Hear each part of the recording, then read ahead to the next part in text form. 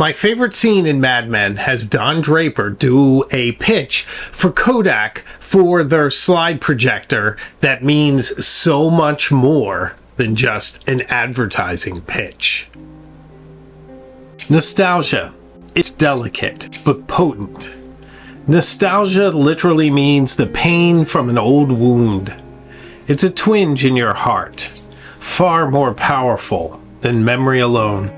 This device isn't a spaceship. It's a time machine. It goes backwards, forwards. It takes us to a place where we ache to go again. It's not called the wheel, it's called the carousel. It lets us travel the way a child travels, around and back home again, to a place where we know we are loved. That tinge, that longing for something that has passed us by, that has slipped through our fingers, even if it's imagined. I believe that many of us spend a lot of time in our lives trying to recapture a sense of the past, a sense of being at home, being safe, being loved. And that's part of the reason why I have decided at times to put my devices down, to turn off my phone and stop working on my computer, and rather pick up a journal and spend some time in quiet contemplation. Nostalgia was once considered a disease, an extreme form of homesickness, before softening to the more benign, aching melancholy that we all know now. The word itself is neoclassical. It's a compound word from the Greek nostos, for homecoming, and algos, for pain. It is a painful longing to be home again, a place where you are accepted, a place where you are loved and sheltered from all the pain and loss that we experience in life. And within that shelter is a safe place to be yourself, to express yourself, and there is no better way than I know beyond writing quietly in the cool evening with a fountain pen and a journal. And this, to me, is the power of fountain pens. They are intricately linked to every part of my life. They are bridges to my past.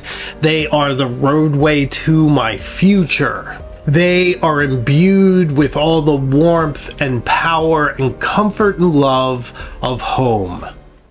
Fountain pens are also how I connect to the past. I am either reading what I have written with them, maybe many years ago, sometimes 30 years ago, in a different handwriting that I still recognize as my own, describing events that sometimes I only remember within my own writing. Or else I'm sitting down currently reminiscing about something that happened in the past, committing it to the page, binding it with scrolling cursive script to the page so that I can think about it more in depth anytime I pick up my journal, revisit it, and read it again. The important part is getting them down onto the page before those memories, those ideas dissipate from my mind. Fountain pens literally remind me of a world that once was, or at least a world as I imagined it to be.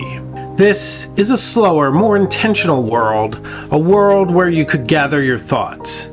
Contemplation is vastly underrated in a world where ChatGPT is consulted with decision making. After all, creative problem solving is how you learn to navigate the world effectively, how you learn to live, and how you learn to advance your life forward. Maybe what I'm thinking about is an idealized world. I often long for when time progressed slower and when the moments felt richer within this, when the nights were quieter, when books were read, conversations went on until the early morning hours. This was a time before when acquisition was paramount rather than experience, thrift, and value. Disposability and planned obsolescence are now valued over making do and evolving with your things. And this brings me back to fountain pens, because fountain pens are truly sustainable. One well-chosen fountain pen that matches your writing, that helps you to be more creative, that is an extension of your mind, your imagination, that helps you to form your words easily, that doesn't distract you from the task at hand. This device will last virtually forever with minimum care. I've had fountain pens for 20 years that I've abused, that I haven't washed properly and cleaned when they needed it, that I've mixed inks, that I've scratched and dented and everything else, but they are there. They are like loyal companions, always ready to write when I reach for them. And now that we've spent this kind of time together, they are swept up in that same wave of nostalgia as I am. I think back on all the different adventures that I've had as I've journaled my way through my life.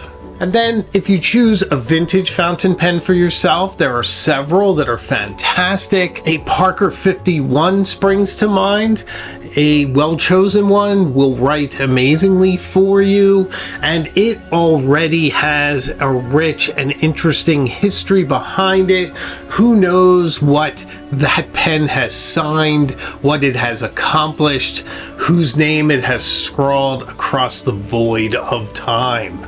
And the other point is, you don't need to spend a lot of money on your pen. That's really the last consideration. It just needs to match your writing style. It needs to fit in your hand comfortably. It needs to have enough beauty and purpose that it inspires you, doesn't distract you from whatever task it is that you're doing with it.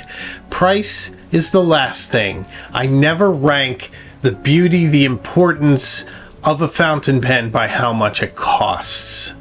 Now, my nostalgia is rooted in the 1970s and the 1980s when I was coming up, and I think of those times and how it seemed full of hope. It seemed like everything was ahead of us, that there was that can-do spirit, that we were moving together toward a better tomorrow.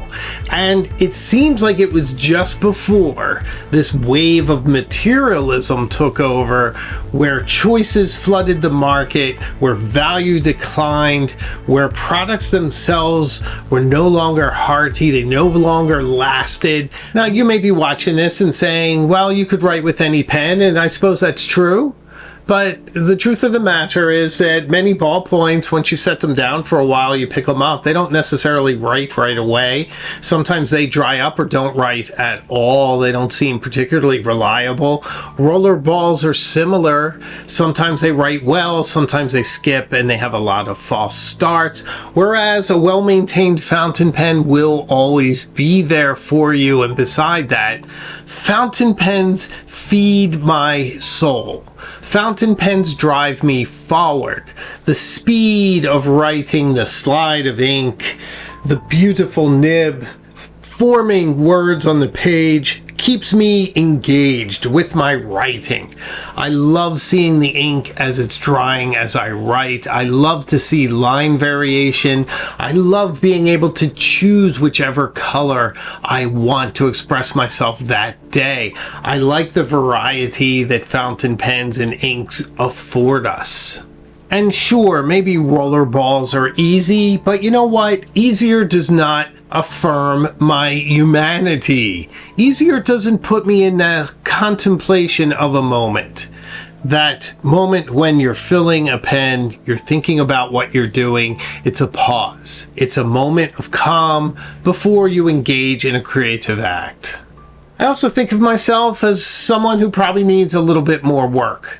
We're all trying to be better, and I think it's okay to work for something. I think it's okay that a pen requires a bit of work. I think it's good to have a relationship with your tool that you write with. I think there's something that bothers me about a disposable pen. It's too much like a transactional relationship.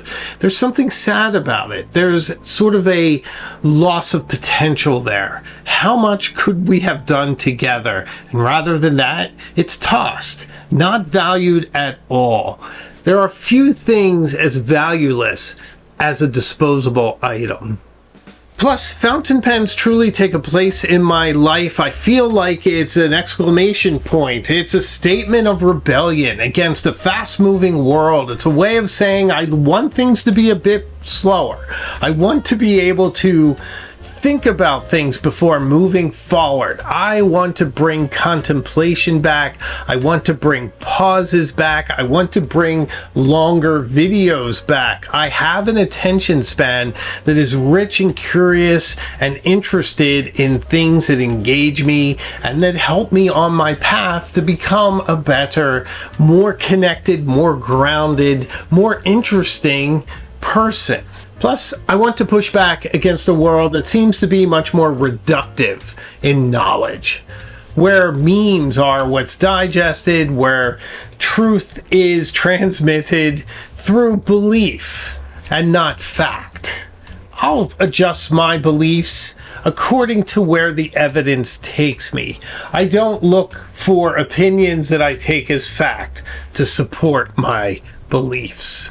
I like to challenge myself. I think that's how we evolve. That's how we realize that the world is a complex place and that there are many different types of people and that we all thread together. It seems that no one wants to work for anything anymore, even the truth. And to me, this is one of the most pernicious effects of the digital age. And this is why I largely reject it. Not entirely, obviously. I produce this entire channel on devices. I am addressing an iPhone right now. I'm going to edit this on a MacBook Pro. I'm surrounded by electronics. I do get it. But I also think that there is a time and a place, and it cannot be one constant scroll from the time we wake until the time we go to bed. There has to be time for reflection. There has to be time for learning, reading, conversation, cooking, all the things that make our lives richer, that make our connections stronger. Now, certainly there are many, many positive things about social media and gadgets, and that's why I don't reject them entirely. I wouldn't have this channel, and this channel has literally been one of the saving graces of my life.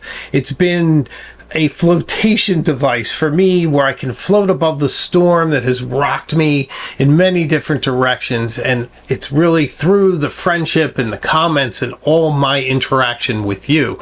That would not be possible without any of this, but I do like to keep it all into perspective because I want to be a good dad. I want to be well balanced. I want to be happy and fulfilled. And I don't think you can do that if your head is always bowed and you are constantly facing and scrolling on your phone. The times when the devices are set down is when the real creativity begins. And I do this with a fountain pen, often one that tells a story of the company that has produced it, or a film it has appeared in, or an inspirational writer that has used one. I love to appreciate all those wonderful writing instruments on so many different levels. They have resonance and consequence to me, and if they're vintage, it's even more so. There is something about writing in ink, in trailing a thread of ink behind you as you progress through your life. You're like some creative arachnid, spinning a web of words, of form, cursive as cobwebs, sticking and pulling us all together. I mean, after all, who doesn't love a handwritten letter? There is a thread of ink running through my life, and it binds me to the places I've seen as I pull them into my journal. It also links me with the people I cherish as I exchange letters with them. Inky hands truly are a badge of honor. Journaling is very important to me. I journal mostly daily for at least 10 minutes, usually more, describing my life, my mind, my dreams, my fears, on thick fountain pen friendly paper pressed between hand-tooled leather-covered journals made for me by Bottega Obscura, my favorite journal maker. These are absolute treasures, but they're not inexpensive. They cost $300, $400, but if you write small, they can last for years. And when I think about all the value, all that time, I don't go out to bars, I'm mostly at home. The time I spend journaling in this, I just feel like for me, it's a value. But it is an investment and it's designed to last. This is truly a museum quality piece. And I don't think you need a journal like this. You can write in anything. I would suggest that you choose a journal that will last for you. You can find leather journals made in Italy that are fairly robust for $50 at Barnes & Noble. But you do want something that's going to last, that's going to be precious enough that it doesn't get discarded. When I write my journal, I plunge myself into a tradition of ink going back hundreds of years, from medieval scribes to Georgian gentlemen to the mad lads on the Grand Tour. I am Hemingway in the bush, Henry Jones Sr. researching Grail lore. I describe my life not in a rhythm of keystrokes, committing my secrets to a few megabytes on a server somewhere, but rather through glorious swirls of glistening ink. Ink that moves. Ink that is alive before it settles and dries in linked, listing letters of expressive cursive. I commit my life to these romantic books that would not be out of place in a museum. These books enhance my life through their creation, and even when placed on my shelves, they remind me of how much past follows in my wake, how much I've been through, and how much I have yet to do. And I am passing this perspective onto my daughter, so that she might understand it thoroughly and to make decisions for herself as well. I often think of the journal entries I have made for her. I think you know that I'm not particularly superstitious and I don't believe in magical things. However, I had the most amazing dream right before we found out that we were pregnant. Let me share it with you. I had the most odd, wonderful, and disturbing dream. I was in our woods and they were quite expansive and lined with the multicolored leaves and some raining down lazily. I was walking and curiously attired in 19th century finery. I came across a young girl, maybe 6 years old, attired similarly and with a red hooded cloak. I asked her what she was doing in the woods. She answered that she was stuck there, that she could not leave. I asked her name and she said that it was Imogen, and that she was waiting to be born and that I had to hurry up or she would be stuck there.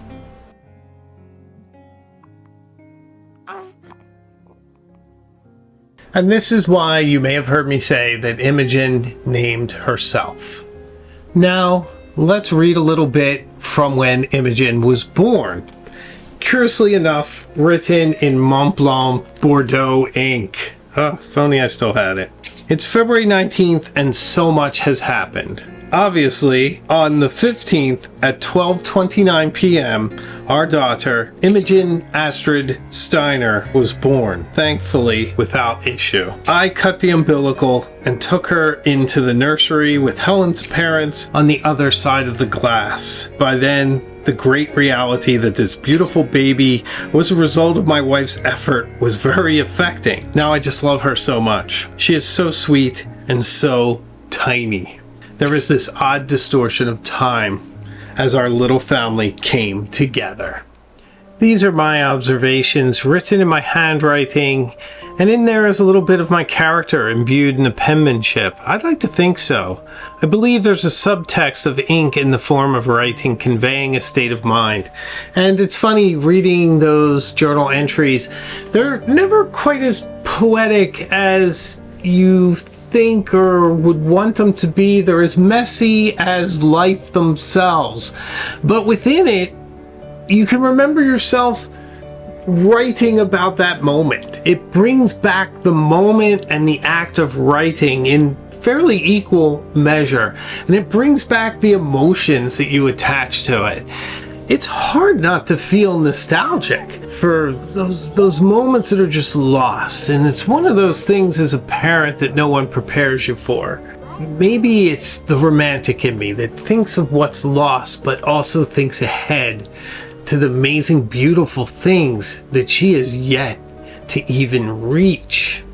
It's really mind-boggling. I consider myself something of a rebel, pushing back against the oppressive insistence of endless scrolling, endless consuming, endless distraction. I want a rewarding, interesting life that is mentally stimulating, creative, and inspiring, and rooted in 100 years of what has worked to live a well-curated life. Notes and margins, marginalia. Going back to medieval times, lists on paper, the width of ink, the curling cursive words, correspondence on paper from ancient stationers. I want the feel, the tactile feel of paper, the smell of ink. I want the whole experience when I engage in the act of writing. Being in the same stream as dusty shelf scholars is all a balm for my card catalog bind. I'm a bit of an academic tourist after all. My career lies elsewhere, and YouTube consumes much of my free time, but those moments that I find myself in the embrace of that world are comforting touchstones to a world I miss, a pain I carry for quiet, for conversation and fellowship, for the eager minds I used to encounter in the aisles of bookstores. Even reading is performative now. I wonder what remains after I'm gone. Certainly there will be things, my things, scattered to other homes, other hands, other people. My journals will be lost, or burned, or scattered, but I've left volumes of words that will live on in some form, as all words do, not always directly, but sometimes setting actions in motion. And so we all live in consequence, we all survive as stories, and if we impart our wisdom onto the people we touch, then a bit of us will always be circulating. So, what do you think? Do you find writing an act of rebellion? Do you feel the deep nostalgia of writing by hand, of careful contemplation? If you do, let me know in the comments, and please subscribe. I'd love to have you on this journal with me. From the pen, we go everywhere. And if you want to support the channel even more, we have membership available, and at the Illuminati and Cognoscenti member, we have a pen pal group, so you can join that as well, and everyone gets their names at the end credits. So I make new videos each week, and I have a live show as well, so I can promise you we will see each other again further up the road. So take care.